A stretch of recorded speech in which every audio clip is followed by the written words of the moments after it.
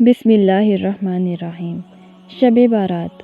دوستو، یہ وہ رات ہے جس میں اللہ پاک اپنی بہت سی گناہگار مخلوقات کو بخش دیتے ہیں، اور اس رات میں اللہ پاک اپنی مخلوقات کے بارے میں بہت سے فیصلے کرتے ہیں۔ یہ تمام فیصلے کہ کون اس دنیا میں آئے گا، کون جائے گا، کیسے جائے گا، یہ تمام فیصلے اللہ پاک اس رات میں فرماتے ہیں۔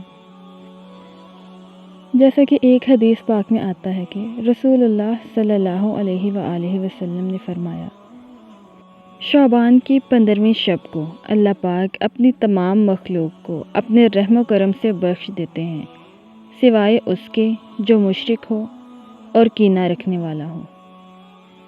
رسول اللہ نے فرمایا کہ جب شعبان کی 15ویں رات آتی ہے تو اللہ پاک ملک الموت کو ایک کتاب دیتے ہیں اور ان سے فرماتے ہیں کہ جن کے نام اس کتاب میں ہیں ان کی روحیں اس سال قبض کر لو۔